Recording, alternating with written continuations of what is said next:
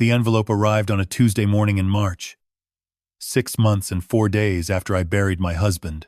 I remember the exact count because I had been marking each day on the kitchen calendar, a habit I developed in those first terrible weeks when time itself seemed to have lost all meaning. I was sitting at the breakfast table with a cup of tea that had gone cold, staring out the window at the garden Robert had loved so much. The daffodils were beginning to push through the soil, yellow promises of spring that he would never see. 43 years of marriage. And now, I was learning to drink my morning tea alone. The mail carrier came at 11:15, same as always. There was the usual assortment of bills and catalogs addressed to Margaret Collins, as if the world had not yet received the memo that he was gone. But one envelope was different. It bore the crisp letterhead of First National Bank of Boston, addressed to Mrs. Margaret Collins, from their Estate Services Department. The letter was brief, but its contents made me read it 3 times. "Dear Mrs. Collins," it began, "we are writing to inform you regarding safe deposit box number 7749, held at our downtown Boston branch, under the name of Robert Edward Collins. Our records indicate that the annual rental fee is due for renewal. As the surviving spouse and executor of Mr. Collins' estate, please contact our office at your earliest convenience." A safety deposit box. Robert had a safety deposit box that I knew nothing about. In 43 years of marriage, I thought I knew everything about my husband. He had been an accountant, meticulous about finances, to the point of obsession. Every receipt filed, every statement reconciled. When he died, our son David had helped me sort through the financial matters. David was a lawyer, a partner at one of Boston's most prestigious firms. He had assured me that everything was in order. He never mentioned a safety deposit box. I picked up the phone and dialed David's office. His secretary put me through immediately. "Mom, hi, everything okay?" His voice carried that particular blend of warmth and efficiency that made him so successful. "My golden child, my perfect son. I received a letter from the bank," I said, "about a safety deposit box. Did you know your father had one?" There was a pause. Just a heartbeat. Really, barely noticeable. But I had been a high school English teacher for 35 years, and I had learned to read silences as carefully as words. A safety deposit box? David's tone was casual, perhaps too casual. "No, Dad never mentioned anything like that. Are you sure it's not a mistake? The letter is addressed to me specifically." "Strange. Look, Mom, it's probably nothing.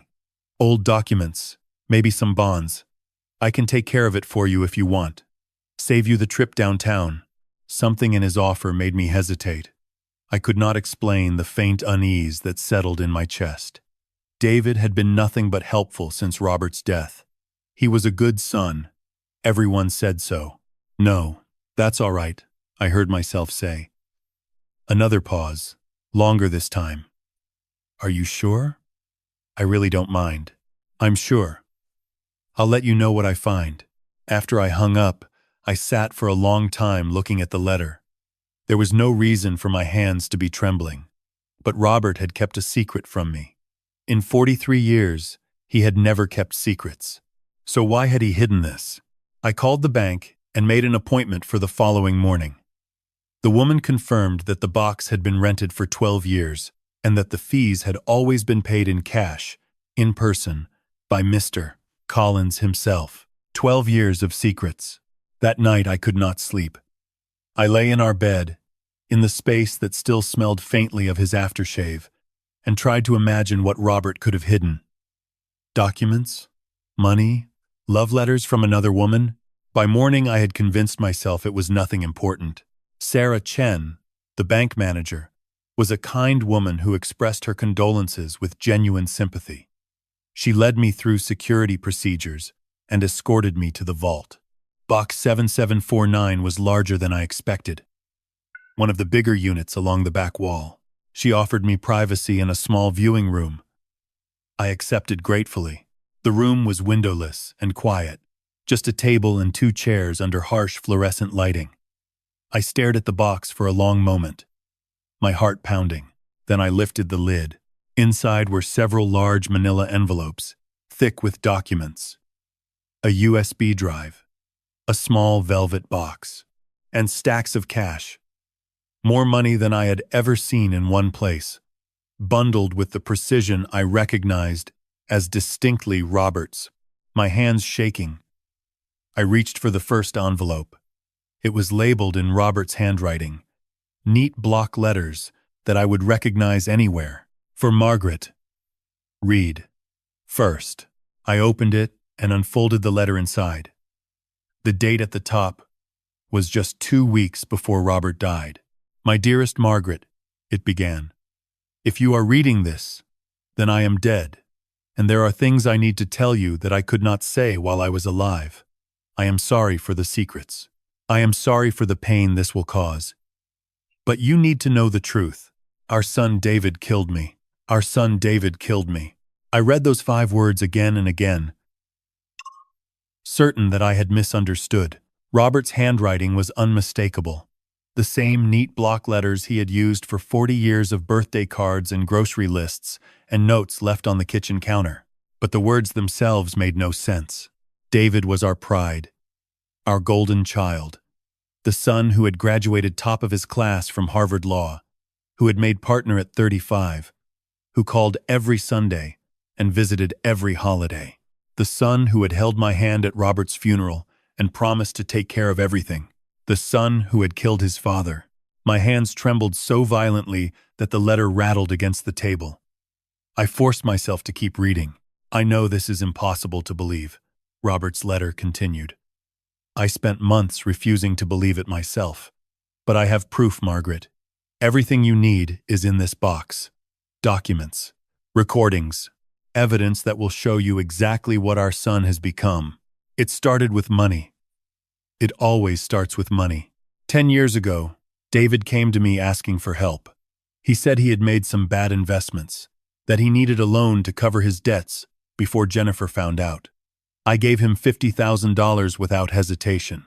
What father wouldn't help his son? But it wasn't enough. It was never enough.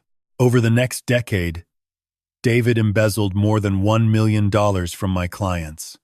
He had access to my accounts because I trusted him, because he was my son, because I never imagined that the boy I raised could become a thief. I stopped reading. The fluorescent lights hummed overhead, indifferent to the earthquake happening inside my chest. $1 million. David had stolen $1 million from his own father's clients. I thought about David's house in Wellesley, the Mercedes in the driveway, the private schools for his children, the country club membership. I had always assumed his success at the law firm explained his lifestyle. But now the numbers rearranged themselves in my mind, forming a picture I did not want to see. I returned to the letter. 8 months ago, I discovered what David had done. I hired a private investigator to confirm my suspicions. The report is in this box, envelope number 3. When I confronted David, he begged me to keep quiet. He said it would destroy his career, his marriage, his reputation. He said he would pay everything back. I gave him 1 month to make things right. Instead, he decided to kill me. The room seemed to shrink around me. I could hear my own heartbeat, loud and uneven, echoing off the concrete walls of the vault viewing room. Robert had been 71 years old. He had complained of fatigue and stomach problems for months before the heart attack took him. The doctors said it was natural causes. His heart simply gave out. But Robert was saying something different. I don't know exactly what he's using, the letter continued. But I've been getting sicker every week since our confrontation. Nausea, hair falling out, confusion. I went to Dr. Patterson last month and he couldn't explain it. Said my symptoms were unusual for a man my age. I think David is poisoning me, Margaret. I think my own son is slowly killing me for the inheritance.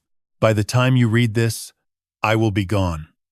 David will have convinced you that everything is fine, that I died peacefully, that he's handling all the details. He's very good at convincing people. He's been doing it his whole life. But I need you to know the truth. and I need you to do something for me. Find Emily. Emily.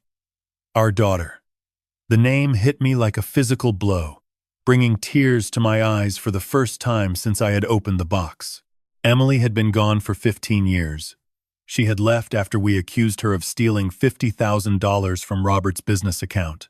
David had discovered the theft, had shown us the evidence, had wept as he told us that his sister had betrayed our trust. Emily had denied everything, had begged us to believe her, but the proof was undeniable, or so we thought. I blamed Emily for the theft because David told me to, Robert wrote. I believed him because he was the golden child and she was always the difficult one. But I was wrong, Margaret. David framed his own sister. He stole that money and made it look like Emily did it. The proof is in envelope number 4. Emily was innocent. We destroyed her life, based on lies. The tears were falling freely now, dripping onto Robert's letter, blurring the ink. I thought about Emily's face the last time I saw her. Standing in our living room with her bags packed, her eyes red from crying. She had looked at me with such devastation, such betrayal. One day you'll know the truth, she had said. One day you'll understand what you've done. And then she was gone. 15 years, without a word.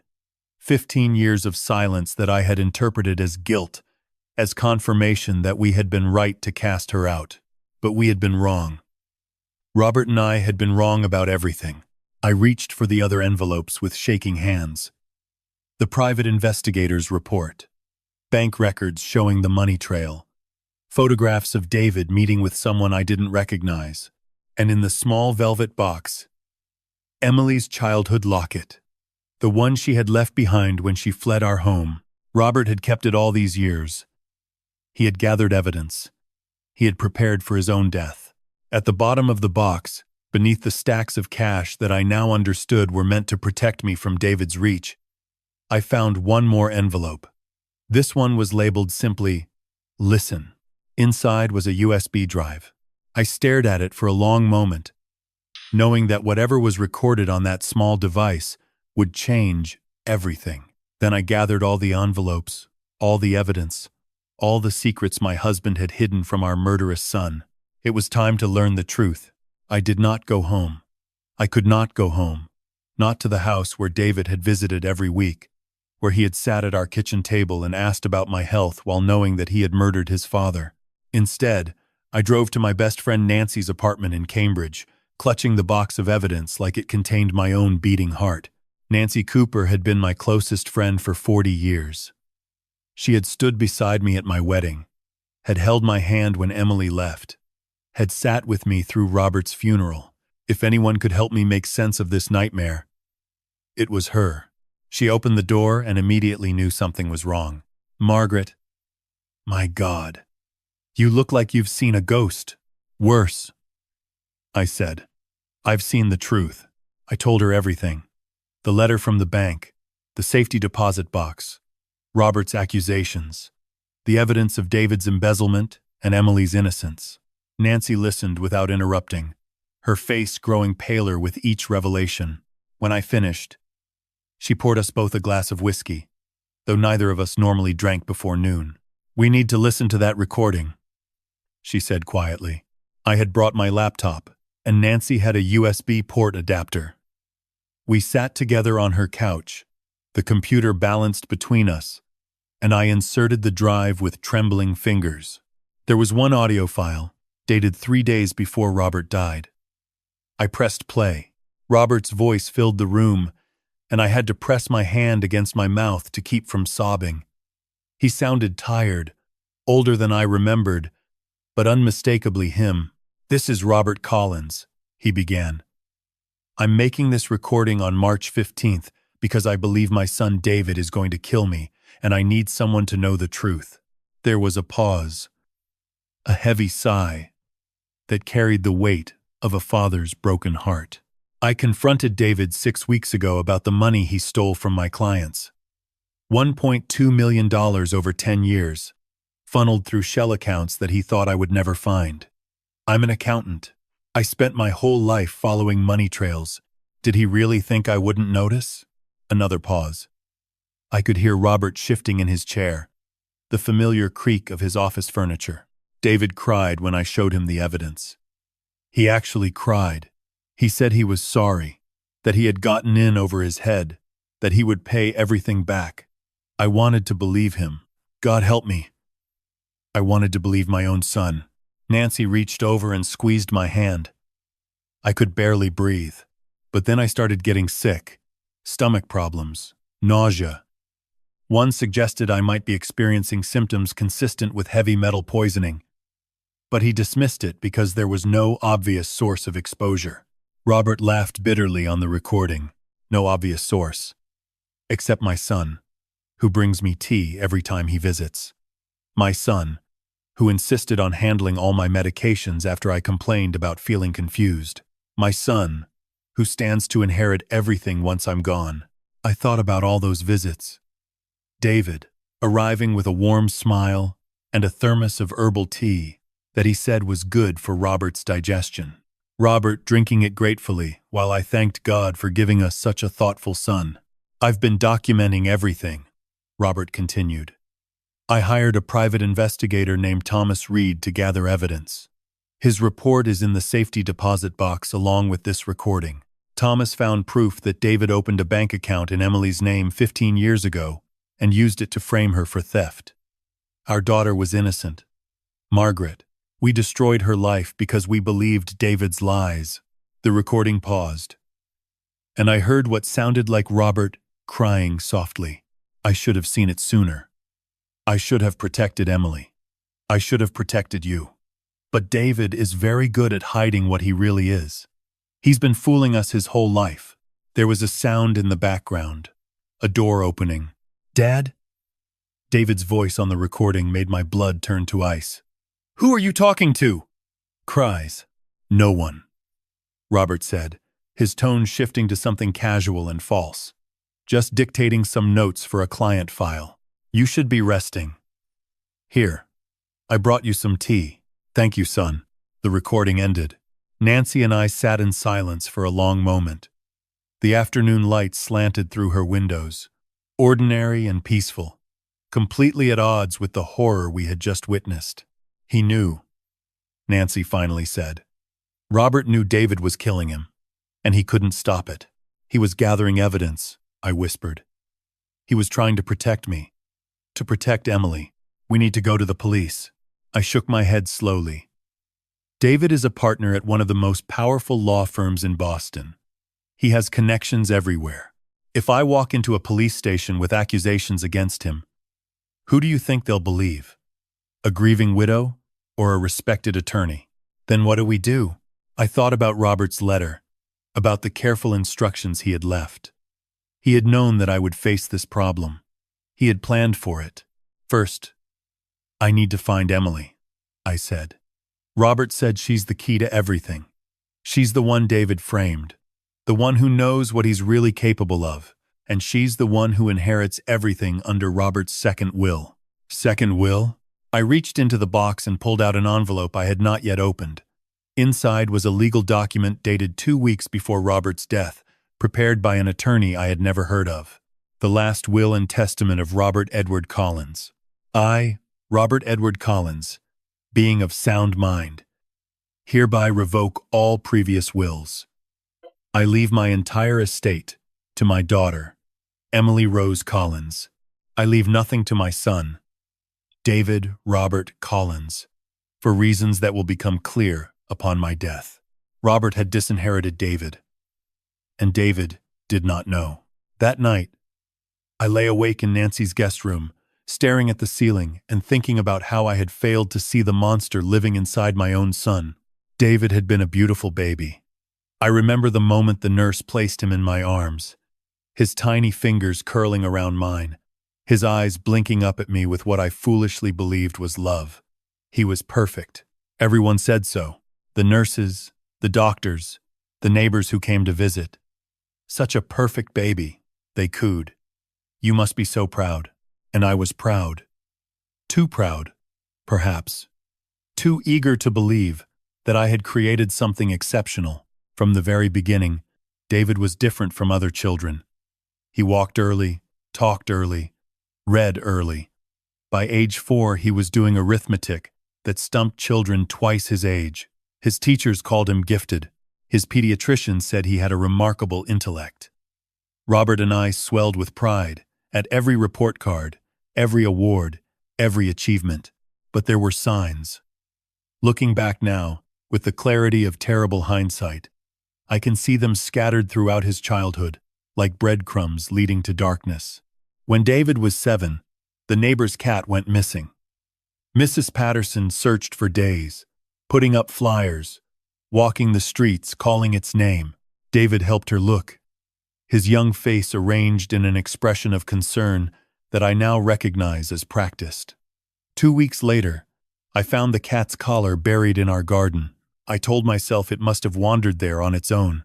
I told myself my son could not have done what I was afraid to imagine. When David was 12, his best friend broke his arm falling from a treehouse. The boy insisted David had pushed him, but David denied it with tears streaming down his cheeks. Who could believe such accusations against such a sweet boy? The friend's family moved away, and David found new friends quickly. He always found new friends quickly, and they always seemed to leave eventually. When David was 16, Emily came to me crying. She said David had threatened her, had told her that he would make her life miserable if she didn't stop trying to compete with him for our attention. I dismissed it as sibling rivalry. I told Emily she was being dramatic. I chose David's word over hers without hesitation. I chose David every time. That was the pattern I could see now, illuminated by the harsh light of truth. Whenever there was a conflict, whenever there was doubt, I chose my golden child. And Emily paid the price.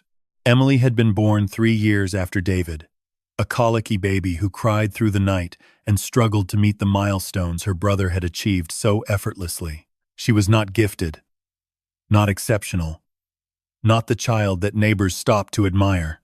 She was ordinary. And in our household, ordinary was never good enough. I loved Emily. I want to believe that I loved her, but I did not protect her. I did not see how David undermined her at every turn, how he sabotaged her friendships and poisoned her relationships with small, calculated cruelties. I did not see because I did not want to see. The theft accusation had been the final blow. Emily was 24, working as a veterinary technician and saving money to open her own clinic. She had asked Robert for a small loan to help with the down payment. Robert had agreed, proud that at least one of his children showed entrepreneurial spirit. Then David discovered the missing $50,000. He came to us with documents, with bank statements, with evidence that seemed irrefutable. The money had been transferred to an account in Emily's name. Her signature was on the withdrawal slip. The proof was undeniable. Emily denied it anyway. She stood in our living room with tears streaming down her face and swore she had never seen that account, never signed those documents, never taken a penny that wasn't hers. She begged us to believe her, but David cried too. David said it broke his heart to expose his own sister. David said he had tried to give her a chance to return the money quietly, but she had refused. David said he loved Emily and only wanted to help her get the treatment she obviously needed. We believed David. Of course we believed David. He was the golden child, the successful one, the son who had never given us a moment's trouble, and Emily was the difficult one, the ordinary one, the daughter who had always seemed to resent her brother's success. Robert wrote Emily a check for the same amount she had allegedly stolen and told her it was the last money she would ever receive from our family. I stood beside him, my hand on his shoulder, united in our righteous anger. Emily looked at us with an expression I will never forget. Not anger, not hatred. Something worse. Pity. "One day, you'll know the truth," she said. "One day you'll understand what you've done. And when that day comes, I hope you can live with yourselves." She left that night. We never saw her again. We never tried to find her. We told ourselves she deserved her exile, that she had brought it upon herself, that we were the victims of her betrayal. But we were wrong. Robert's evidence proved it. The bank account had been opened by David using forged documents. The signature was a skilled forgery. The entire theft had been manufactured to destroy Emily and eliminate her as competition for our affection and our inheritance. David had framed his own sister, and I had helped him do it. I lay in Nancy's guest room and wept for the daughter I had abandoned. 15 years of silence. 15 years of believing the worst about her. 15 years of choosing the wrong child. Tomorrow, I would begin searching for Emily. Tomorrow, I would try to undo the damage I had caused. But tonight, I let myself feel the full weight of my failure.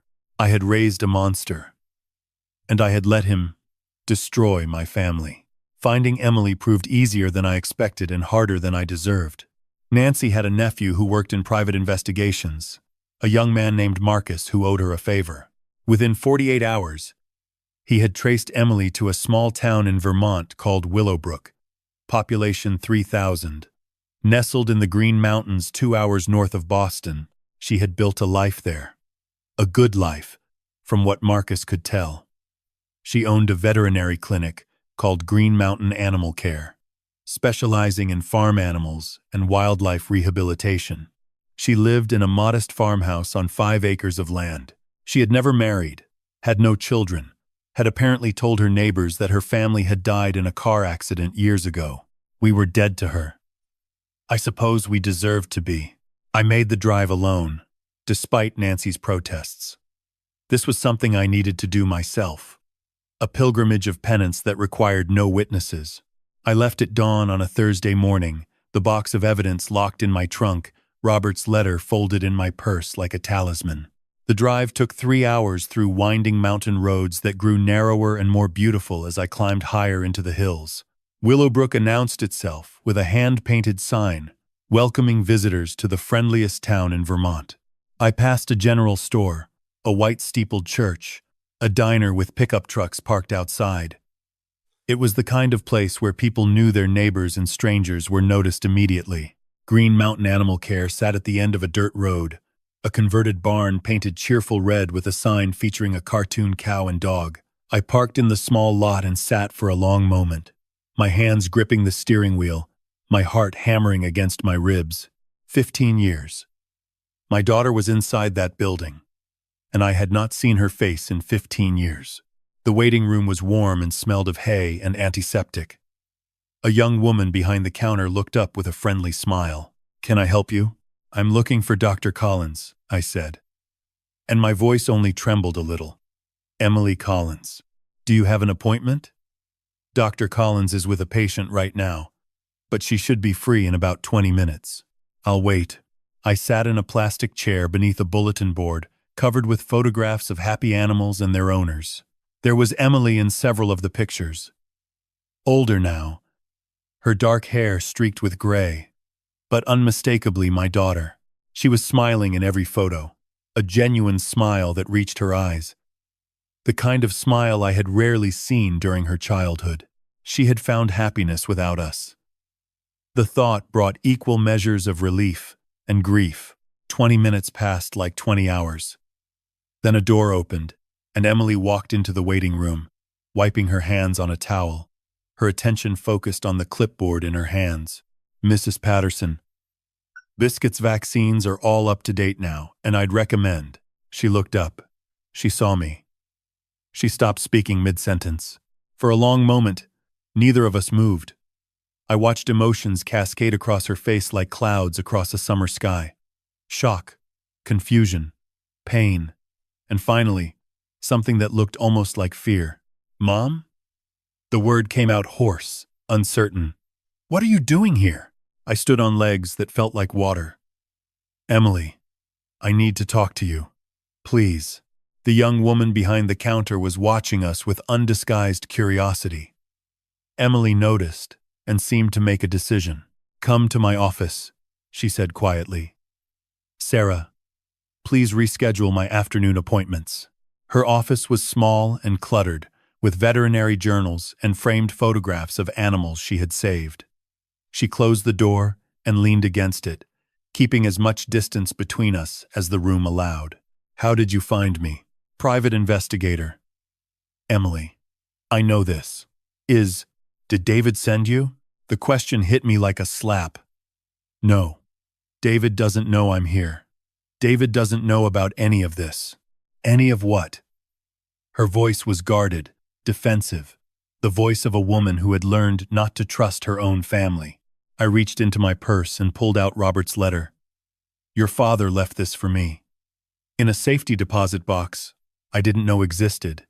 He died 6 months ago, Emily. I don't know if you knew. Something flickered in her eyes. Grief, perhaps, buried beneath years of practiced indifference. I heard. I didn't come to the funeral. I understand why. I held out the letter. Please, read this. Your father wanted you to know the truth. Emily hesitated for a long moment. Then she crossed the room and took the letter from my hands, careful not to let our fingers touch. She unfolded it and began to read. I watched her face as she absorbed Robert's words. The accusations against David, the evidence of the framing, the apology for 15 years of wrongful exile. Tears began to stream down her cheeks, though her expression remained carefully controlled. When she finished, she looked up at me with red-rimmed eyes. He knew, she whispered. Dad finally knew. He knew everything. And he left evidence to prove it. Bank records, documents, recordings. Everything you need to clear your name. Emily laughed, a bitter sound that broke my heart. Clear my name? Mom, I don't care about clearing my name. I built a new life. I have a practice, friends, a home. I don't need validation from a family that threw me away. I know. But there's more. I took a deep breath. Your father believed David was poisoning him. He died thinking his own son murdered him. And he changed his will. Emily, he left everything to you. Emily stared at me. What? David doesn't know. He thinks he's inheriting the entire estate. But Robert disinherited him completely. For the first time since I arrived, Emily smiled. It was not a happy smile. Then David is going to be very surprised. Emily and I talked for 3 hours in her small office. The afternoon light shifting across the walls as we excavated 15 years of silence. She told me about the early days after her exile, sleeping in her car, working odd jobs, slowly rebuilding her life from nothing. She told me about veterinary school, about the scholarships she had earned through sheer determination, about the professors who had become surrogate family. She did not tell me she forgave me. I did not ask her to. By the time we finished, we had made a plan. Emily would come to Boston the following week to meet with the attorney who had prepared Robert's second will. Together, we would gather enough evidence to bring David to justice. But first, we needed to speak with Thomas Reed, the private investigator Robert had hired. I found his contact information in the documents from the safety deposit box. His office was located in a nondescript building in Somerville, sandwiched between a dry cleaner and a Vietnamese restaurant. I called ahead, and he agreed to meet us the following morning. Emily drove down from Vermont, and we arrived at Reed Investigations at 9 o'clock sharp. Thomas Reed was a weathered man in his late 60s, with sharp eyes and a firm handshake. His office was cluttered with filing cabinets and smelled of coffee and cigarette smoke. Mrs. Collins, he said, gesturing for us to sit. You knew Robert was going to die? Reed nodded slowly. I suspected. Your husband was a careful man, Mrs. Collins. When he hired me, he made it very clear that he believed he was in danger. He wanted everything documented in case something happened to him. He pulled a thick folder from his desk drawer and laid it between us. This is everything I found. Financial records, surveillance photographs, witness statements. Your son David has been embezzling from your husband's clients for over a decade. The total amount exceeded $1.2 million by the time I completed my investigation. Emily leaned forward. How did he do it without getting caught? Your father trusted him completely. David had access to all the business accounts, all the client files. He created shell companies, fake invoices, phantom expenses. The money disappeared in small amounts over many years, nothing large enough to trigger suspicion. Reed shook his head. It was sophisticated fraud, the kind of thing that takes intelligence and patience. And the theft he blamed on me? Emily's voice was steady, but I could see her hands trembling. Reed opened another section of the folder and spread several documents across his desk. This is where it gets interesting. 15 years ago, David opened a bank account using forged documents in your name. He deposited the stolen $50,000, then withdrew it in cash over several weeks. The signature on the withdrawal slips is a skilled forgery, but I had a handwriting expert analyze them. He handed us a report with the expert's conclusions highlighted. The signatures were written by someone right-handed, mimicking a left-handed writer. Your sister is left-handed, correct? Yes, I whispered, remembering all the times I had watched Emily struggle with scissors and notebooks designed for right-handed people. A small detail that should have told me everything. David is right-handed. The forgery is good, but not perfect. An expert can see the inconsistencies. Reed looked at Emily with something like sympathy. Your brother spent months planning this. He wanted you gone. And he made sure you had no way to prove your innocence. Emily's jaw tightened. Why? Why did he hate me so much? I don't think it was hate, Reed said carefully. I think it was calculation. You were competition for your parents' attention, their resources, their inheritance. David wanted everything for himself. Eliminating you was simply a business decision. The words hung in the air like poison. My son had destroyed his sister's life, not out of anger or passion, but out of cold, methodical greed. What about the poisoning? I asked. Robert believed David was killing him. Reed's expression darkened. I can't prove that definitively, but I documented several concerning patterns. In the weeks before his death, your husband experienced symptoms consistent with thallium poisoning, hair loss, gastrointestinal distress, confusion, peripheral neuropathy. I recommended he see a toxicologist, but he refused. Why would he refuse? He didn't want to tip David off. He was gathering evidence, trying to build an airtight case before taking action. Reed paused.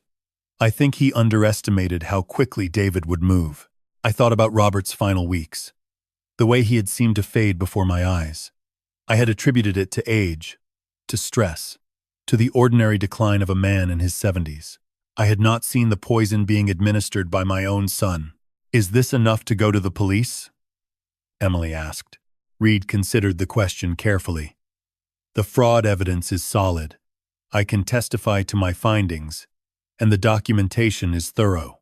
But the murder accusation is more complicated. Without a toxicology report from the time of death, it's difficult to prove poisoning. The body would need to be exhumed and tested. Then we exhume him, I said quietly.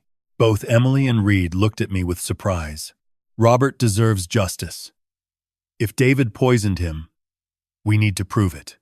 I won't let my son get away with murder just because it's uncomfortable to dig up the truth. I met their eyes steadily. Whatever it takes. I owe Robert that much. I owe Emily that much. Reed nodded slowly, a hint of respect in his weathered face. Then we need to talk to a detective I know. Frank Morrison, Boston PD Cold Case Unit. He owes me a favor, and he's one of the few cops I trust to handle something this sensitive. Emily reached over and took my hand. It was the first time she had voluntarily touched me since I arrived in Vermont. Together, she said. Together. I agreed. Detective Frank Morrison was not what I expected. I had imagined a grizzled veteran with a cynical disposition, the kind of cop you see in television dramas. Instead, the man who greeted us at Boston Police Headquarters was soft-spoken and thoughtful, with reading glasses perched on his nose and a cardigan beneath his sport coat. He looked more like a college professor than a homicide detective. Thomas Reed had arranged the meeting, vouching for our credibility and summarizing the evidence we had gathered. Morrison listened without interrupting as I laid out the entire story. The safety deposit box, Robert's letter, the recordings, the fraud documentation, Emily's framing, and our suspicions about poisoning. When I finished, Morrison removed his glasses and cleaned them carefully with a handkerchief. "Mrs. Collins," he said finally, "I've been doing this job for 31 years. I've seen cases that would keep most people awake for the rest of their lives. But I have to be honest with you. What you're describing, a son murdering his father for inheritance, framing his sister for theft, embezzling over $1 million. This would be one of the most calculated crimes I've ever investigated. I know how it sounds," I said quietly. 6 months ago, I would have called myself crazy for even considering it. But the evidence is real. My husband gathered it because he knew he was dying, and he wanted the truth to come out. Morrison nodded slowly. "I'm not dismissing your claims. Thomas Reed is one of the most thorough investigators I've ever worked with. If he says the fraud evidence is solid, I believe him." He paused. "But proving murder is different. We need physical evidence. Toxicology. Something that definitively shows your husband was poisoned." "Then we exhume the body," Emily said. Her voice was steady, determined. "Test for thallium. Test for whatever else might show up. If David poisoned our father, there will be traces." Morrison studied her for a moment. "You understand what that involves? Legally, emotionally. Exhumation requires a court order. We'll need to present enough evidence to convince a judge that there's probable cause to believe a crime was committed." "What do you need from us?" I asked. "Everything. Every document, every recording, every photograph. I want the private investigator's complete file. I want the original will and the second will. I want the bank records showing the safety deposit box payments." Morrison leaned forward. "And I need you both to understand something. Once we start this process, there's no going back. Your son will find out he's under investigation. He'll hire lawyers, the best money can buy.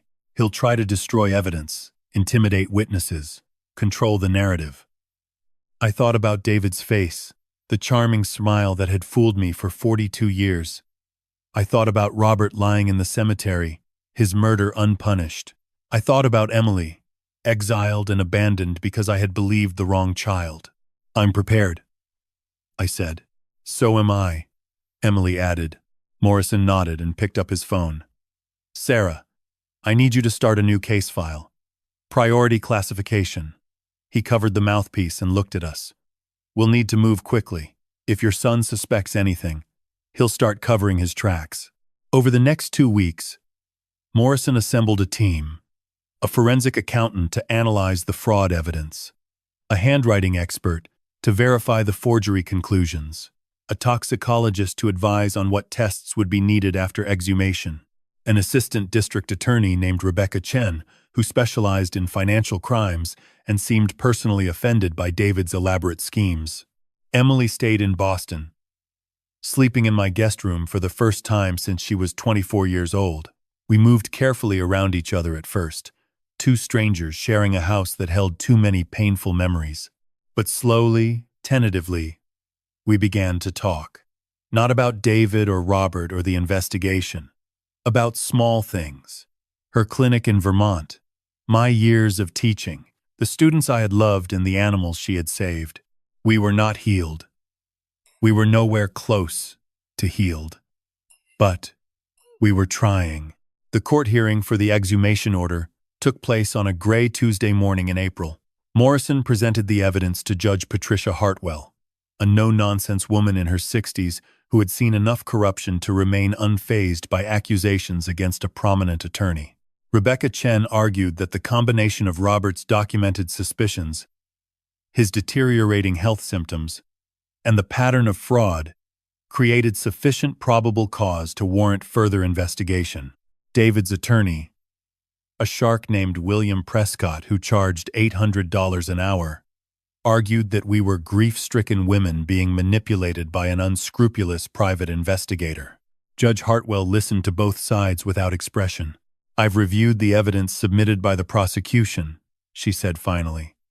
"Mr. Collins's letter, written 2 weeks before his death, explicitly states his belief that he was being poisoned by his son.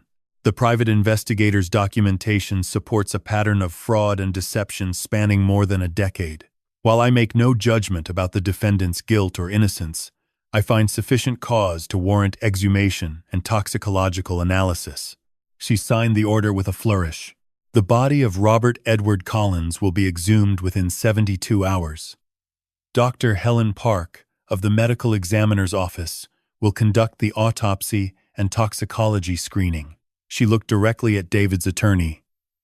Mr. Prescott, please inform your client that he is now officially a person of interest in a potential homicide investigation. I watched William Prescott's face carefully. For just a moment, his confident mask slipped, revealing something that looked almost like fear. David was about to learn that his perfect plan had failed. David called me that evening, 3 hours after the court hearing ended. His name on my phone screen made my stomach clench with a mixture of fear and rage I had never experienced before. Mom. His voice was controlled, but I could hear the tension beneath the surface. What the hell is going on? I just got a call from my attorney saying Dad's body is being exhumed, that I'm a person of interest in some kind of investigation. I had rehearsed this conversation with Detective Morrison. Stay calm. Don't reveal what you know. Let him talk. I found your father's safety deposit box, David. The one you didn't tell me about when you were handling the estate. Ex-Proum. Silence. Just a heartbeat, but I heard it clearly now. The pause that meant David was calculating, adjusting, preparing his next lie. What safety deposit box? Mom, I don't know what you're talking about. Box 7749 at First National Bank. Rented for 12 years. Paid in cash. Your father left documents there, David. Documents and recordings. Another pause, longer this time. When David spoke again, his voice had shifted to something softer, more concerned. Mom, listen to me. You're grieving. It's been a terrible 6 months, and I understand that. But whatever you found in that box, whatever Dad wrote, he wasn't himself at the end. You know that. His mind was going. He was confused. He sounded perfectly clear on the recording. What recording? I could almost see him, sitting in his expensive office, his expensive suit, his expensive life built on stolen money and murdered family. The image gave me strength. The recording where you bring him tea, David. The tea you were using to poison him. The silence that followed was absolute. No pause this time. No quick recovery. Just empty air stretching between us like a chasm. That's insane, David finally said, but his voice had changed. The warmth was gone, replaced by something cold and flat. Dad had a heart attack. The doctors confirmed it. There was no poison. There will be when they test his body. Thallium leaves traces, David. It stays in the bones, the hair, the tissue. Doctor, Park is going to find it. And when she does, you're going to prison for the rest of your life. You're making a terrible mistake. His tone had shifted again, now carrying an edge of threat. I'm your son. I've taken care of you since Dad died. I've handled everything. Protected you. Made sure you were comfortable. And this is how you repay me? By believing some fantasy Dad cooked up when he was losing his mind? Your father wasn't losing his mind. He was the sharpest man I ever knew, right up until you started poisoning him. I gripped the phone tighter. And I'm not the one making a mistake. You made the mistake 15 years ago when you framed Emily. You made the mistake when you stole from your father's clients. You made the mistake when you decided murder was easier than facing the consequences of your crimes. Emily? David laughed, a harsh sound without humor. You found Emily? Let me guess. She's been filling your head with lies about what happened. She's a thief and a liar. Mom, she always was. The handwriting expert disagrees. So does the private investigator Dad hired. So do the bank records showing you opened that account in her name. I paused, letting the weight of the words sink in. Your father documented everything, David. He knew exactly what you are. For a long moment, David said nothing. When he spoke again, his voice was barely above a whisper, and I heard my son clearly for the first time in his life. You should have stayed out of this, Mom. You should have just grieved quietly and let me handle things. That's all you had to do. Is that a threat? It's advice. You're in over your head. You and Emily, and whatever two-bit detective you've convinced to waste taxpayer money on this circus. I have resources you can't imagine. I have connections. I have friends in places that matter. His voice hardened. You can still walk away from this. Convince the police. It was a misunderstanding. Tell them Dad was senile, and you got confused. I'll even let Emily keep whatever delusions make her feel better about her pathetic life. And if I don't, then you'll regret it. Both of you. I ended the call without responding. My hands were shaking as I set the phone down on the kitchen table.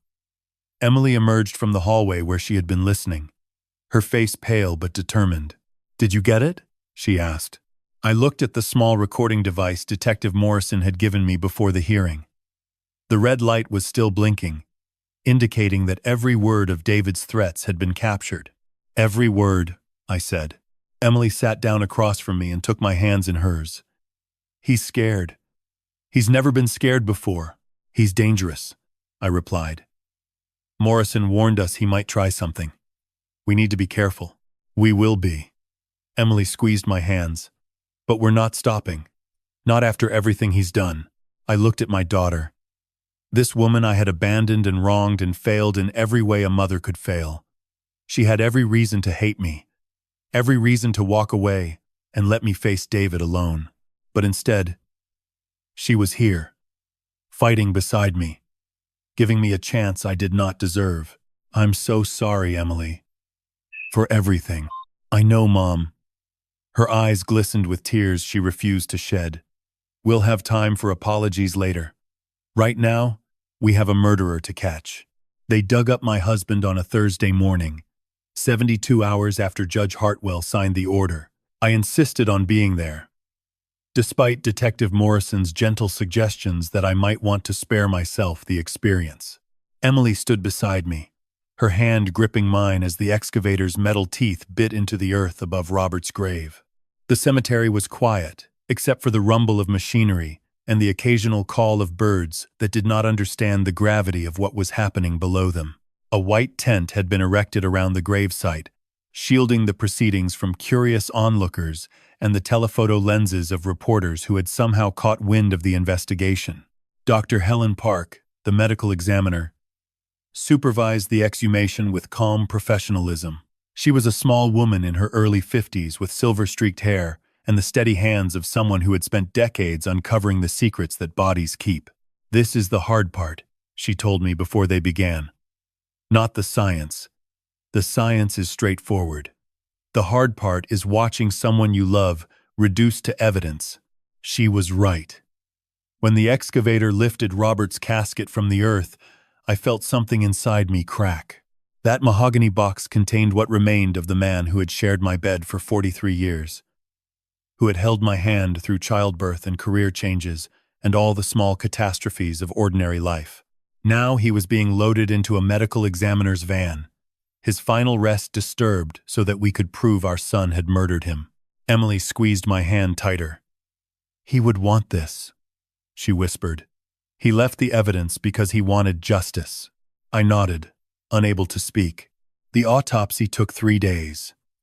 3 days of waiting, of jumping every time my phone buzzed, of lying awake at night imagining all the ways this could go wrong.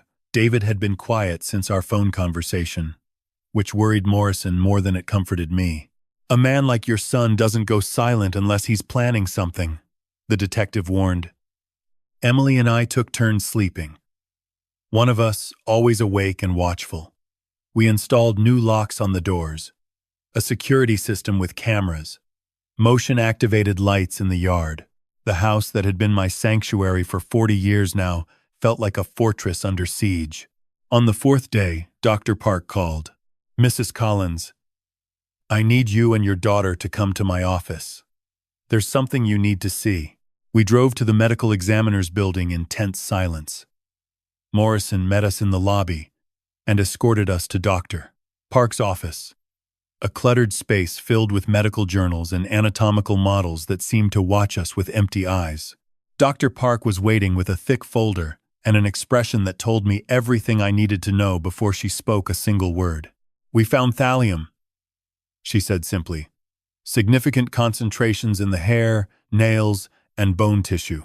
Based on the distribution pattern, I estimate your husband was being poisoned over a period of approximately 3 months before his death.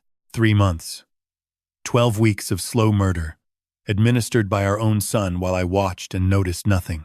The thallium levels were consistent with repeated small doses," Dr. Park continued. "This wasn't accidental exposure. Someone was deliberately introducing the poison into his system over an extended period. The symptoms he experienced, hair loss, gastrointestinal distress, neurological confusion, were classic presentations of thallium poisoning." "And the heart attack?" Emily asked. "Thallium toxicity can cause cardiac arrhythmias and heart failure. In my professional opinion, the heart attack that killed your father was a direct result of the poisoning. Mrs. Collins, your husband was murdered. I had known.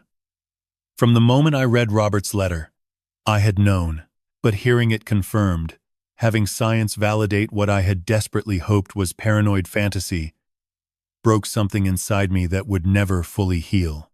What happens now? I heard myself ask. Morrison stepped forward. Now we build the case. We have the toxicology evidence proving poisoning.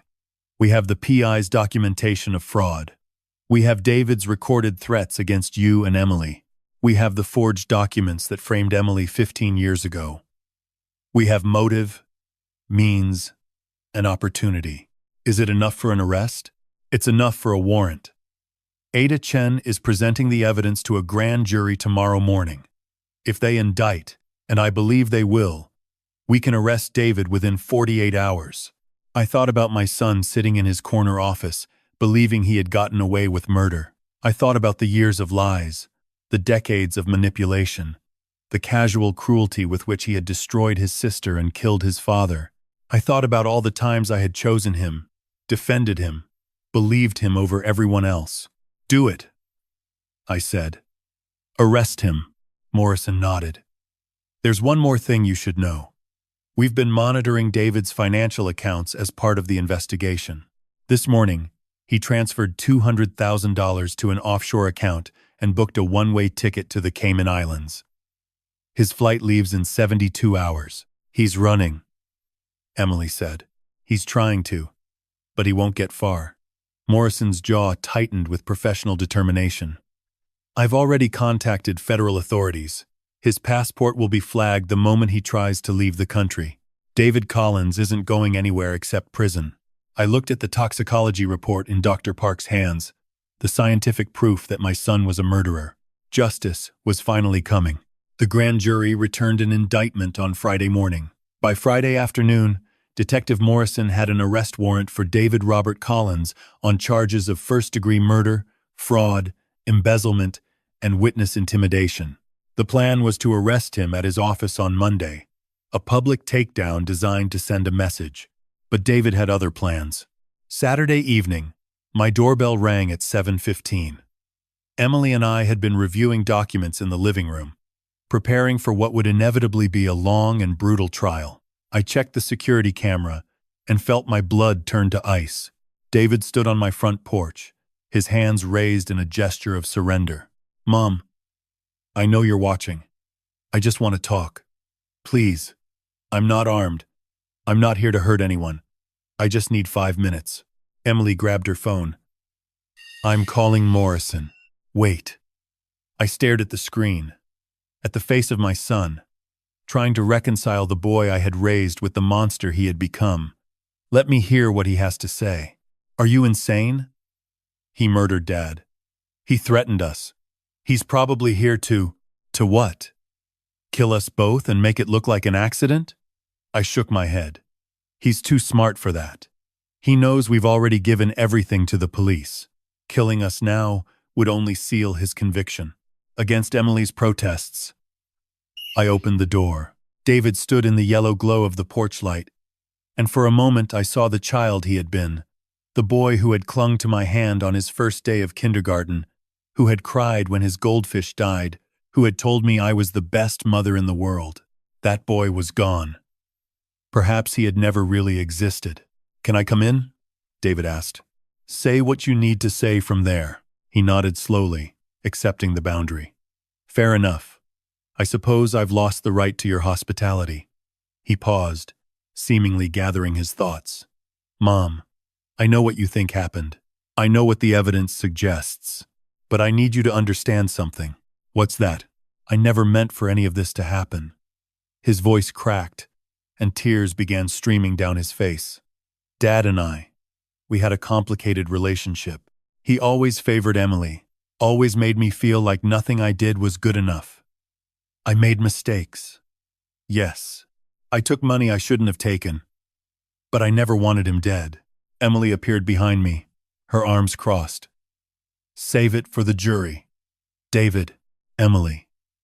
David's eyes shifted to his sister, and something flickered in them that might have been genuine regret. "I'm sorry for what I did to you." David's eyes sound. "I'm sorry for what I did to you. Framing you for that theft was the worst thing I've ever done. I was young and scared, and I made a terrible choice. A choice that cost me 15 years of my life," Emily replied coldly. "A choice that destroyed my relationship with my parents. A choice you never once tried to correct." "I know, and I'll spend the rest of my life trying to make it right." David returned his attention to me. "Mom, please, don't let them take me to prison. I can pay back everything I stole. I can make restitution to Dad's clients. I can do whatever it takes to fix this." I studied my son's face, searching for any trace of genuine remorse. He was good, I had to admit. The tears seemed real. The anguish in his voice was convincing. If I had not read Robert's letter, if I had not heard the recording of David bringing poisoned tea to his dying father, I might have believed him. But I had read the letter. I had heard the recording. And I knew exactly what David was. "You killed your father," I said quietly. "You poisoned him over 3 months, watching him suffer, watching him deteriorate, knowing that every cup of tea brought him closer to death. And then you came to his funeral and held my hand and told me everything would be all right. You framed your sister for a crime she didn't commit and watched us exile her from the family. You stole over $1 million from people who trusted your father with their savings. You threatened me and Emily when we discovered the truth." I felt tears running down my own cheeks, but my voice remained steady. "You are not my son. My son died a long time ago, if he ever existed at all. You are something else, entirely." David's mask finally cracked. The tears stopped. The wounded expression disappeared. What remained was cold and empty, a void where a conscience should have been. "Fine," he said softly. "You want to see the real me? Here I am. Yes, I killed Dad. He was going to destroy everything I'd built, expose me, ruin my reputation. I couldn't let that happen." He smiled, and the sight of it made my skin crawl. "And you know what? I don't regret it. He was old. He was going to die soon anyway. I just accelerated the timeline." "You're a monster," Emily whispered. "I'm a survivor," David corrected. "I did what I had to do to protect myself. That's all any of us do." He glanced over his shoulder at the sound of approaching sirens. "Looks like our time is up." Morrison must have been monitoring the house. He turned back to me one last time. "Goodbye, Mom. I hope you can live with what you've done." Police cars flooded the street. Officers surrounded the house with weapons drawn. David raised his hands and walked calmly toward them, his confession echoing in my ears. My son was finally unmasked. The arrest made national news by Sunday morning. Prominent Boston attorney charged with murdering father for inheritance. The headlines screamed. David's photograph appeared on every news channel, his confident smile now recontextualized as the face of a killer. I watched the coverage from Nancy's apartment, unable to bear the reporters camped outside my own house. Emily sat beside me, flipping between channels, her expression unreadable as anchors dissected our family's tragedy for entertainment. Sources say the victim, 71-year-old Robert Collins, was poisoned with thallium over a 3-month period. His son, David Collins, 42, is also accused of embezzling more than $1 million from his father's accounting clients and framing his sister for theft 15 years ago. The screen showed David being led from a police car in handcuffs, his expensive suit rumpled, his hair disheveled. He kept his head down, refusing to look at the cameras. For the first time in his life, my golden child had nothing charming to say. Detective Morrison called that afternoon with an update. David's being held without bail. The judge considered him an extreme flight risk, given the offshore transfers and the Cayman Islands ticket. His attorney is already filing motions, but they won't get anywhere. Morrison paused. There's something else you should know. David's wife, Jennifer, came to the station this morning. She wants to talk. Emily and I exchanged glances. Jennifer Collins had always been a shadow in David's life, a pretty accessory who hosted dinner parties and raised their children while her husband built his empire of lies. I had never known her well, had never tried to know her. She was David's wife, and that had been enough. What does she want? I asked. She says she has information. Things she saw, things she suspected. She's scared, Mrs. Collins. I think she's been scared for a long time. We met Jennifer at the police station that evening, in a small conference room with fluorescent lights and uncomfortable chairs. She looked like she hadn't slept in days, her eyes red-rimmed, her hands trembling around a cup of coffee. I didn't know, she said before I could speak. I swear to God, I didn't know he killed Robert. If I had known, I would have. She broke off, unable to finish. What did you know? Emily asked. Her voice carefully neutral. Jennifer took a shaky breath. I knew about the money, not the details, but I knew our lifestyle didn't match David's salary, even as a partner. I asked him once, early in our marriage, and he told me his parents helped with expenses. I believed him because I wanted to believe him. She looked at me with desperate eyes. I'm so sorry, Mrs. Collins. I should have asked more questions. I should have. What else? Morrison interrupted gently. You said you saw things. Jennifer nodded slowly. The tea. David started making special tea for Robert about 4 months before he died. He said it was an herbal blend, good for digestion. He was very particular about it, always making it himself, never letting anyone else touch the thermos. She wiped her eyes. I thought it was sweet. I thought he was taking care of his father. The image of David carefully preparing poisoned tea, carrying it to our house with a smile, watching Robert drink it while making pleasant conversation, made me physically ill. I found something else, Jennifer continued. After the arrest, I searched David's home office. There was a locked drawer I'd never been able to open. I found the key, hidden in his golf bag. She reached into her purse and pulled out a small glass vial, still half full of grayish powder. I think this is what he used. Morrison took the vial carefully, holding it up to the light. We'll need to test this, but if it's thallium, it's another piece of evidence. There's more. Jennifer's voice dropped to a whisper. I found a journal. David kept records of everything. Dates, doses, symptoms he observed. It's like he was conducting an experiment. She shuddered. The man I married, the father of my children. I don't know who he is. I never knew. She broke down completely then, sobbing into her hands while Emily and I sat in uncomfortable silence. I wanted to comfort her, this woman who had also been deceived by David, but I could not find the words. Later, after Jennifer had been escorted home by a victim's advocate, Morrison showed us the journal. It was a small leather notebook, the kind executives use for meeting notes, filled with David's precise handwriting. March 15. Increased dose to 15 milligrams. Subject experiencing hair loss and nausea. Continues to attribute symptoms to stress and aging. No suspicion of external cause. March 22. Subject's confusion increasing. Motor function slightly impaired. Wife, M. Notices changes, but accepts medical explanation. Estimate 4 to 6 weeks until cardiac failure. April 3. Subject discovered financial irregularities. Confrontation unavoidable. Accelerating timeline. Increased dose to 25 milligrams. I stopped reading. I could not bear any more. He documented his own father's murder, Emily said, her voice hollow with disbelief. He wrote it down like a science project. Morrison closed the journal carefully. This is the most comprehensive evidence of premeditated murder I've seen in 30 years. Combined with the toxicology, the recordings, the financial documents, and now Jennifer's testimony, David Collins will never see the outside of a prison again. Justice was no longer coming. Justice was here. Jennifer Collins filed for divorce 3 days after David's arrest.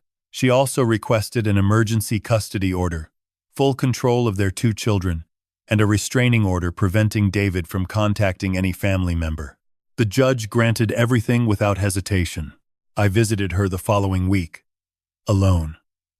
Emily had offered to come, but this felt like something I needed to do myself. Jennifer had been as much a victim of David's deception as the rest of us, and I owed her the acknowledgement of that truth. She answered the door, looking 10 years older than when I had last seen her at Robert's funeral. The elegant hostess who had served canapés and made polite conversation was gone, replaced by a hollow-eyed woman trying to hold her world together. Mrs. Collins. She seemed surprised to see me. I didn't expect, please. Come in. The house in Wellesley was immaculate as always, but there were signs of disruption everywhere. Boxes stacked in the hallway. Picture frames turned face down. A for sale sign visible through the front window. You're selling the house? I asked. I can't stay here. Not after what I know. Jennifer led me to the living room, where we sat on opposite ends of an expensive sofa that had probably been purchased with stolen money. The children and I are moving to my sister's place in Connecticut. Fresh start. New schools.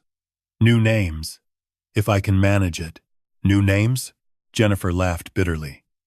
Do you know what it's like, Mrs. Collins, to discover that your entire life was built on lies? The house, the cars, the vacations, the private schools, all of it, paid for with money David stole from elderly clients who trusted his father. I feel sick every time I look at anything we own. I understood that feeling more than she could know. I came to thank you, I said quietly, for coming forward, for bringing the evidence. You didn't have to do that. Yes, I did. Jennifer's eyes met mine, fierce with conviction. When I found that journal, when I read what David wrote about watching his own father die, something inside me broke. I married a man who documented murder like a biology experiment. I had children with him. I slept beside him every night while he was poisoning your husband. She stood abruptly and walked to the window, her arms wrapped around herself as if holding her body together by force of will. I keep thinking about all the signs I missed. The way he talked about Emily, always with this little smile, like he was enjoying a private joke.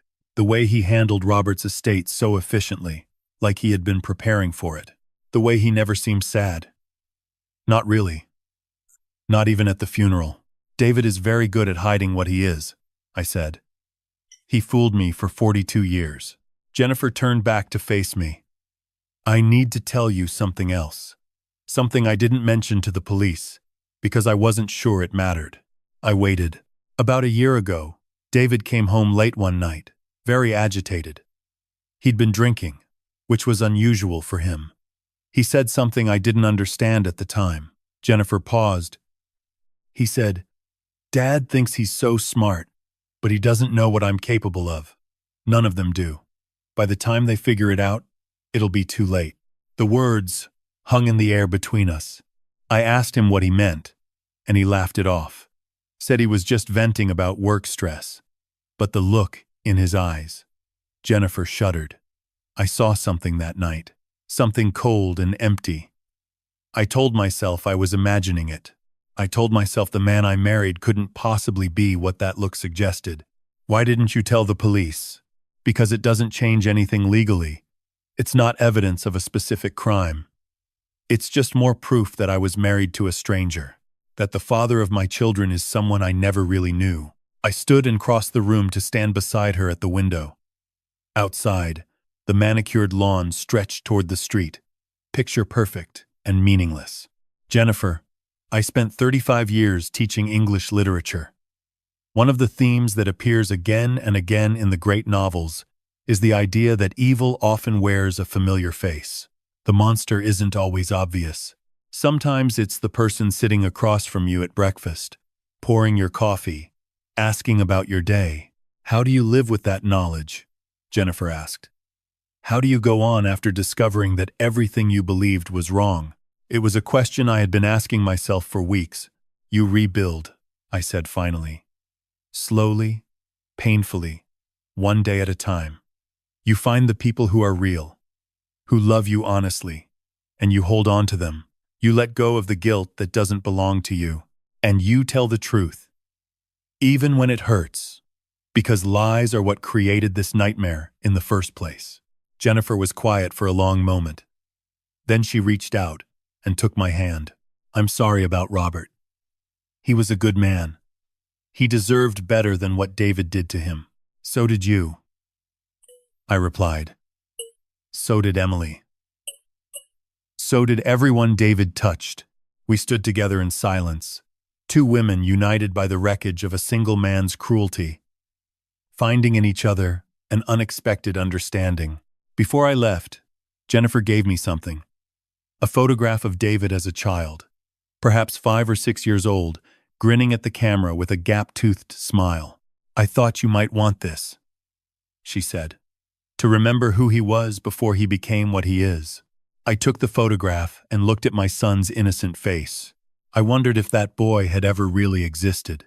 The trial of David Robert Collins began on a gray Monday morning in October, 7 months after I opened the safety deposit box that changed everything.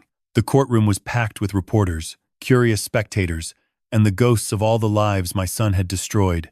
Emily and I sat in the front row behind the prosecution table, our hands clasped together.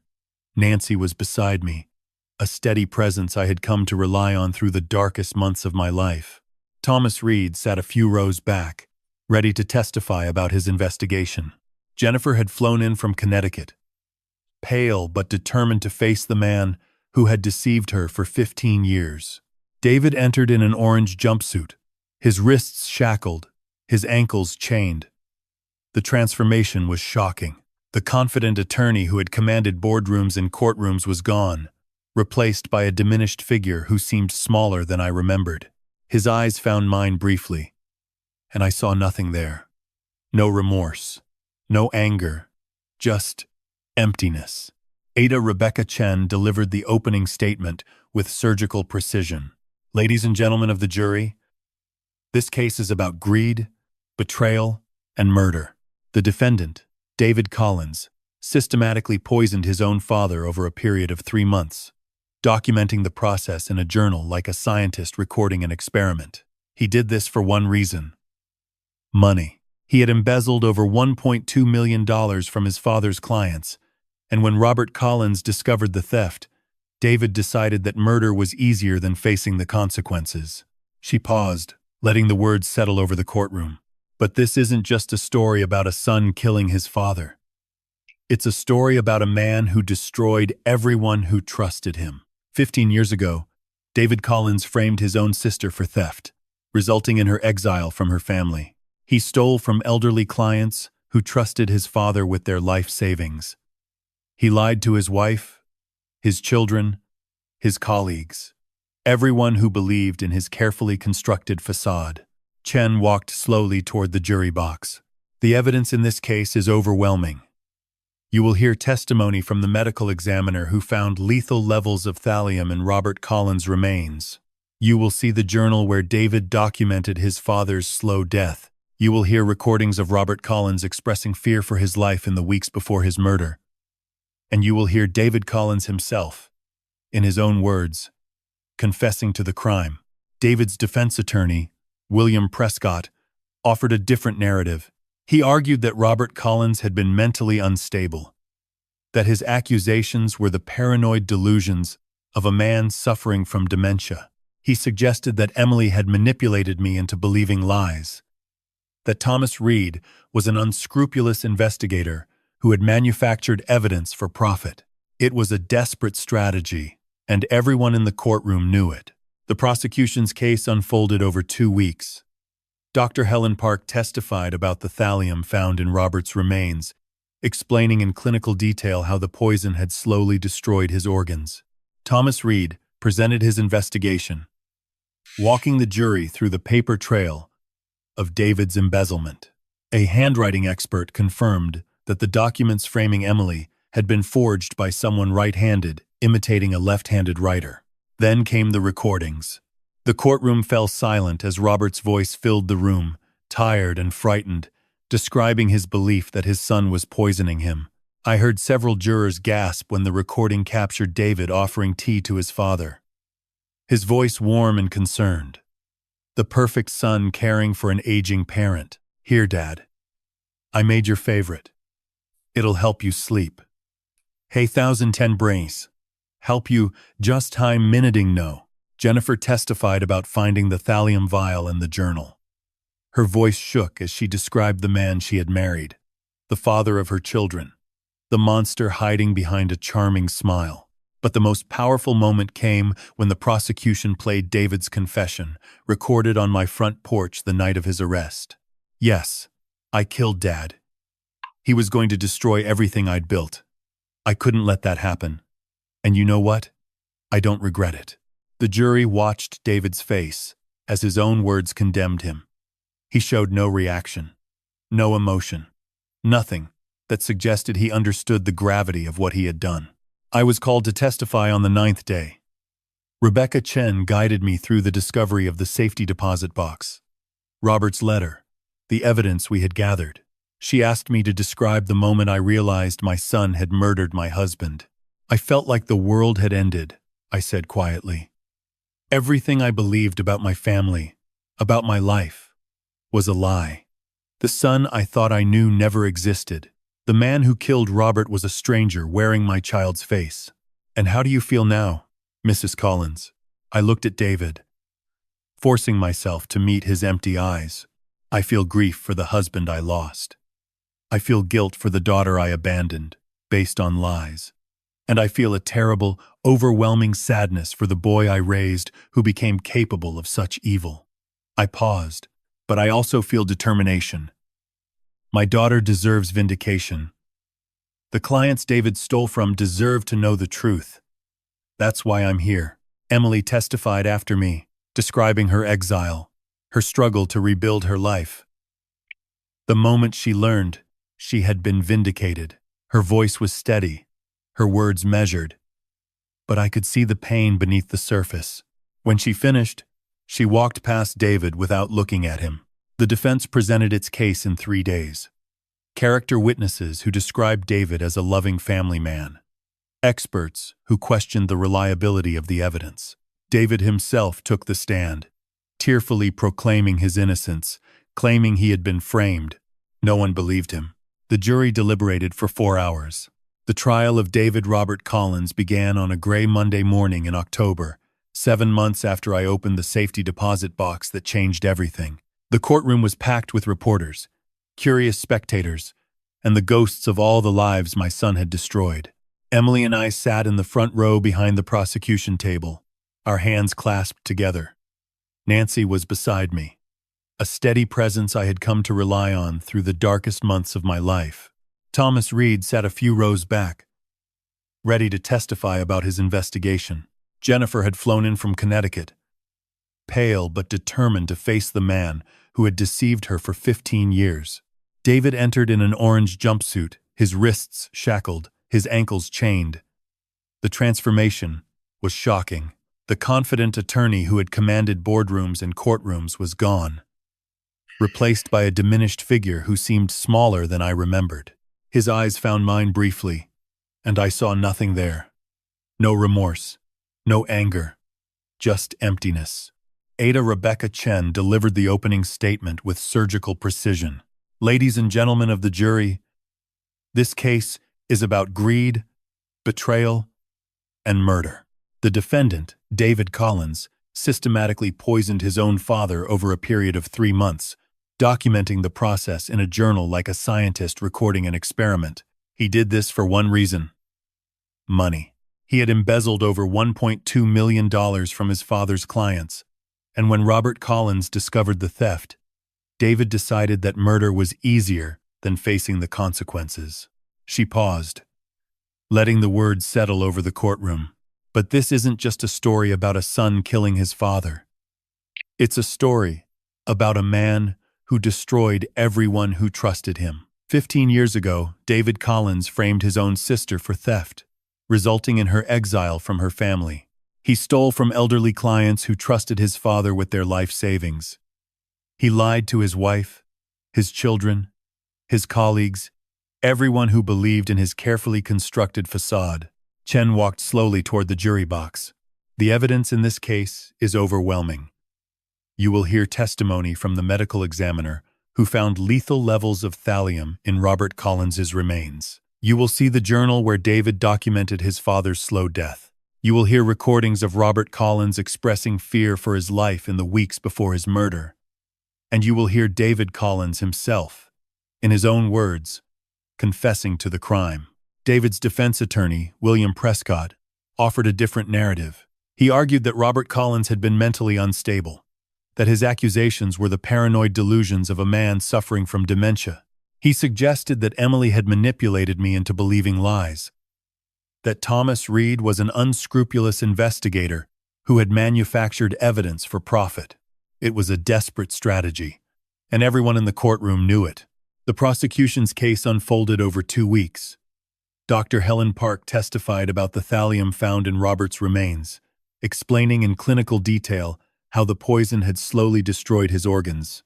Thomas Reed presented his investigation, walking the jury through the paper trail of David's embezzlement.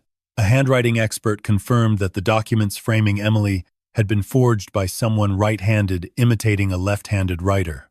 Then came the recordings.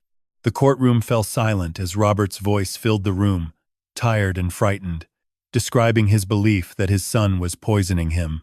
I heard several jurors gasp when the recording captured David offering tea to his father, his voice warm and concerned, the perfect son caring for an aging parent. "Here, Dad. I made your favorite. It'll help you sleep." Jennifer testified about finding the thallium vial and the journal. Her voice shook as she described the man she had married, the father of her children, the monster hiding behind a charming smile. But the most powerful moment came when the prosecution played David's confession, recorded on my front porch the night of his arrest. "Yes, I killed Dad. He was going to destroy everything I'd built. I couldn't let that happen. And you know what? I don't regret it." The jury watched David's face as his own words condemned him. He showed no reaction, no emotion, nothing that suggested he understood the gravity of what he had done. I was called to testify on the 9th day. Rebecca Chen guided me through the discovery of the safety deposit box, Robert's letter, the evidence we had gathered. She asked me to describe the moment I realized my son had murdered my husband. "I felt like the world had ended," I said quietly. "Everything I believed about my family, about my life, was a lie. The son I thought I knew never existed. The man who killed Robert was a stranger wearing my child's face." "And how do you feel now, Mrs. Collins?" I looked at David, forcing myself to meet his empty eyes. "I feel grief for the husband I lost. I feel guilt for the daughter I abandoned based on lies. And I feel a terrible, overwhelming sadness for the boy I raised who became capable of such evil." I paused, but I also feel determination. My husband deserves justice. My daughter deserves vindication. The clients David stole from deserve to know the truth. That's why I'm here. Emily testified after me, describing her exile, her struggle to rebuild her life, the moment she learned she had been vindicated. Her voice was steady, her words measured, but I could see the pain beneath the surface. When she finished, she walked past David without looking at him. The defense presented its case in 3 days. Character witnesses who described David as a loving family man. Experts who questioned the reliability of the evidence. David himself took the stand, tearfully proclaiming his innocence, claiming he had been framed. No one believed him. The jury deliberated for 4 hours. 3 weeks after David's sentencing, Emily and I sat in the office of attorney James Walsh, the lawyer who had prepared Robert's second will. The room smelled of old leather and older books, a comforting scent that reminded me of the library where I had spent so many hours as a young teacher. Walsh was a kind man in his late 50s, with a gentle manner that put us both at ease. He had been Robert's friend for 30 years, and I could see the grief in his eyes when he spoke about my husband. Robert came to me 8 months before he died, Walsh began, sliding a thick folder across his desk. He was frightened, but he was also determined. He told me everything. The embezzlement, the framing of Emily, his suspicions about the poisoning. He wanted to make sure that if anything happened to him, the truth would come out. Why didn't he go to the police? Emily asked. He was still gathering evidence. And I think, deep down, he hoped he was wrong about David. Walsh shook his head sadly. Robert loved his son, despite everything. It took him a long time to accept what David had become. He opened the folder and spread several documents across the desk. This is Robert's final will, executed 2 weeks before his death. It supersedes all previous versions. The estate, valued at approximately $4.5 million after the recovery of embezzled funds and the sale of various properties, is left entirely to Emily Rose Collins. Emily stared at the document as if it might bite her. I don't understand. Dad and I hadn't spoken in 15 years. Why would he leave everything to me? Because he knew the truth, Walsh said gently. He knew David had framed you. He knew you were innocent. This was his way of making amends, of giving you back what was stolen from you. I watched my daughter's face as the reality sank in. 15 years of exile. 15 years of believing her family had abandoned her. And now, from beyond the grave, her father was telling her that he had never stopped loving her. There's more, Walsh continued. Robert established a restitution fund for the clients David defrauded.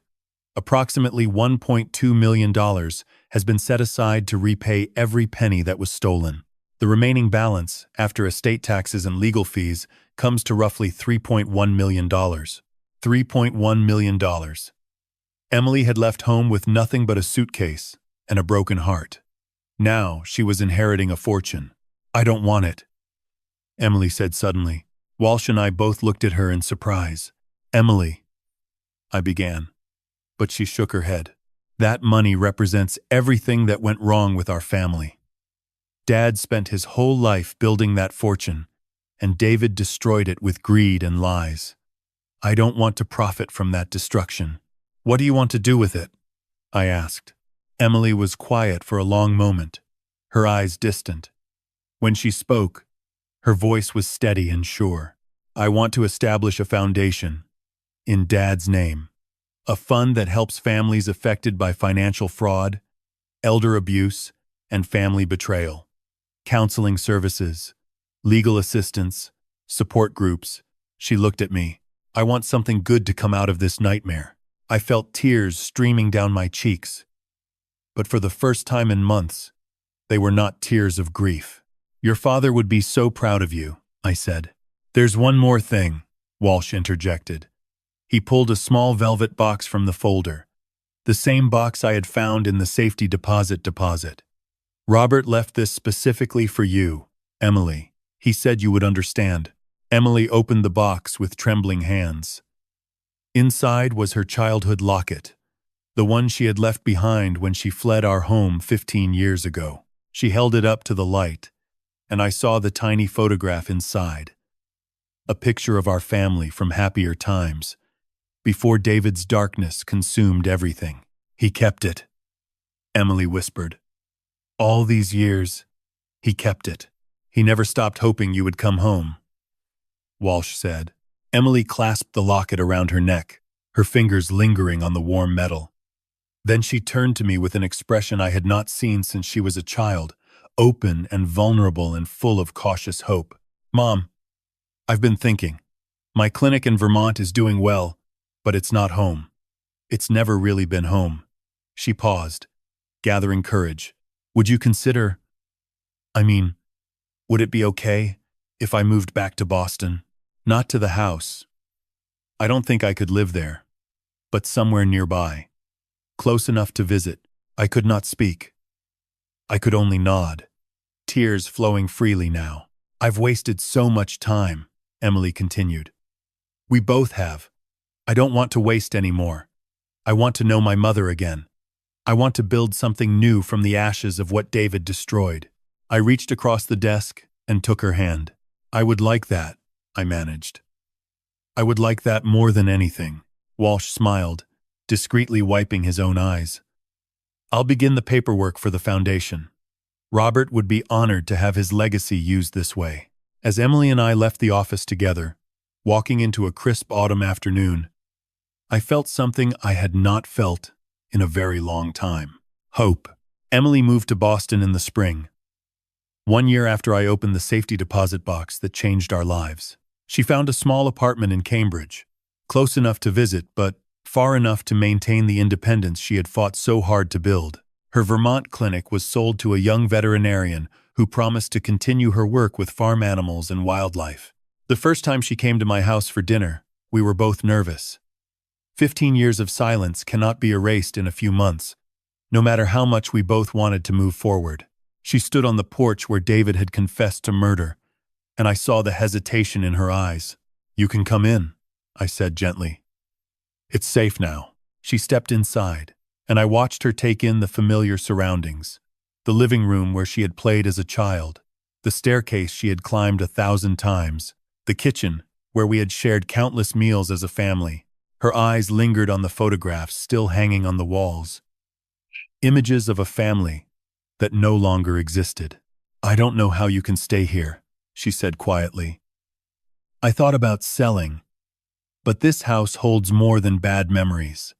It holds 43 years of life with your father, birthday parties and Christmas mornings, and ordinary Tuesday evenings. I can't let David take that from me too." We ate dinner at the kitchen table, the same table where I had read Robert's letter for the first time.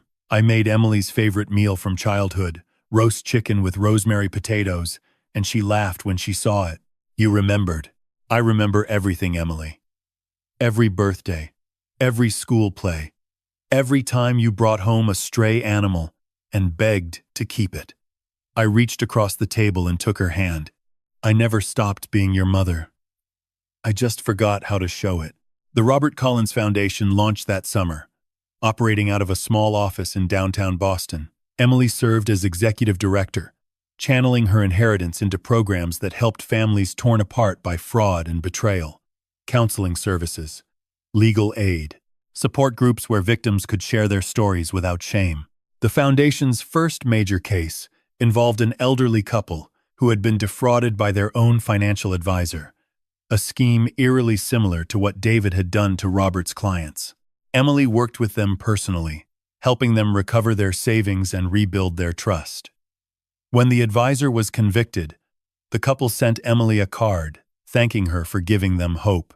"This is what Dad would have wanted," Emily told me when she showed me the card. "His money helping people instead of destroying them."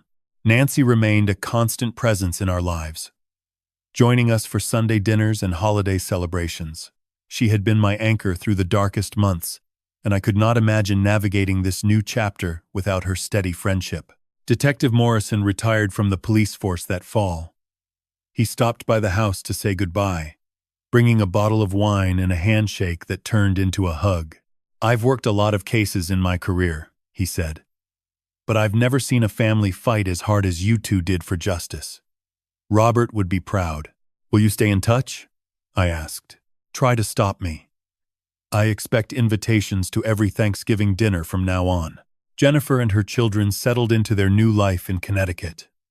She sent Emily a letter that spring, apologizing again for not seeing David's true nature sooner. Emily wrote back, and slowly, tentatively, they began building a friendship neither had expected. She was a victim too, Emily said when I asked about their correspondence. David fooled everyone. The least we can do is support each other. On the 1-year anniversary of Robert's exhumation, Emily and I visited his grave together. The cemetery was quiet, the spring flowers just beginning to bloom around his headstone. I had ordered a new inscription, added beneath his name and dates. Beloved husband and father. His truth set us free. Emily knelt beside the grave, her hand resting on the cool marble. I wish I had known sooner, she said. I wish I had come home while he was still alive. There's so much I would have said. He knew, I replied. He always knew you loved him. That's why he gathered the evidence. That's why he changed his will. He was fighting for you until the very end. Emily stood and wrapped her arms around me. We held each other for a long time. Two women who had lost everything and found each other again in the wreckage. Thank you, Mom, she whispered, for believing him, for finding me, for not giving up. Thank you for forgiving me. I know it wasn't easy. It wasn't. She pulled back and looked at me with Robert's eyes, the same warm brown that had made me fall in love with him 45 years ago. But you're my mother, and family is worth fighting for. We walked out of the cemetery together, arm in arm, into a future neither of us could have imagined a year ago. A future built on truth. 2 years have passed since I opened the safety deposit box that contained my husband's final gift.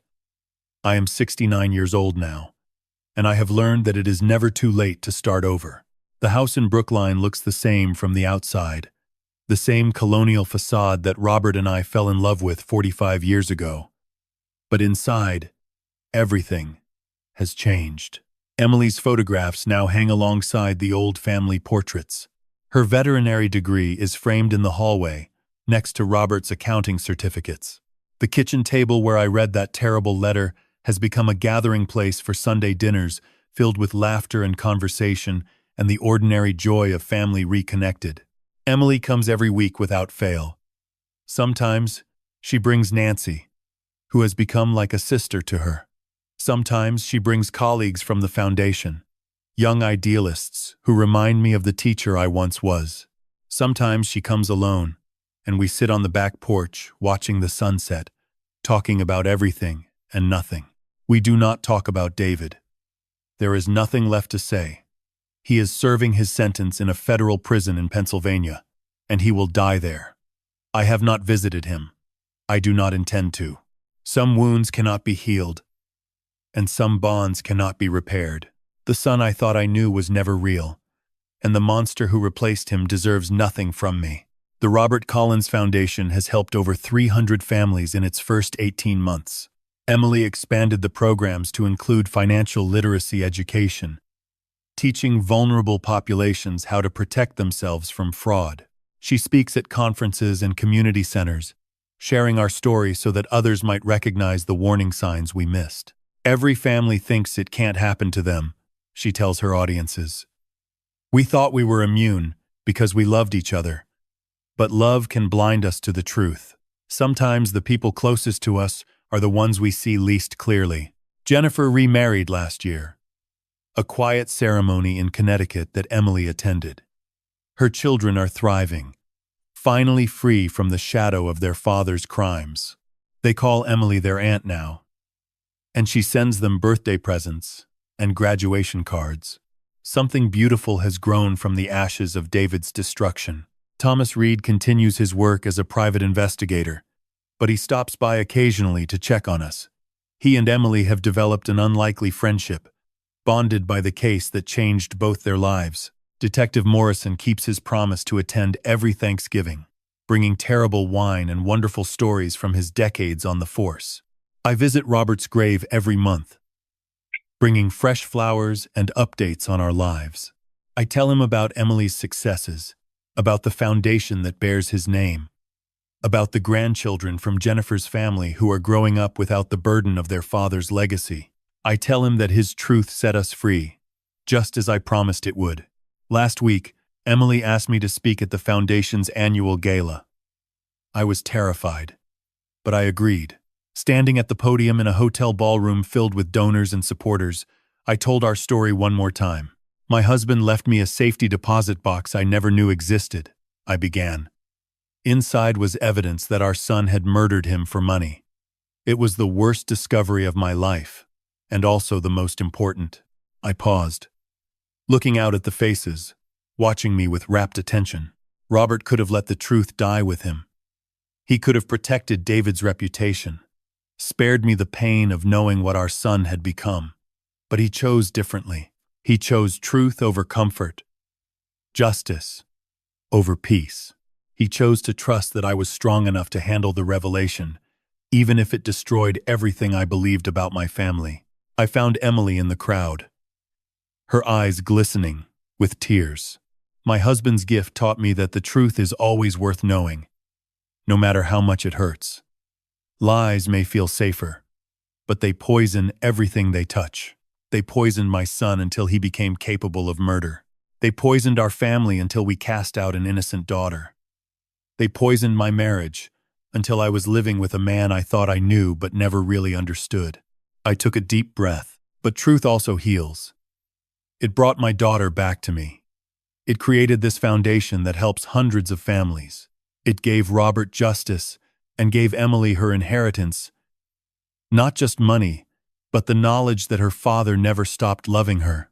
I looked at the photograph of Robert displayed on the screen behind me, his kind eyes and gentle smile preserved forever.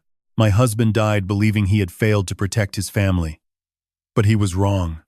His final act, gathering evidence, hiding it safely, trusting me to find it, that act protected us all.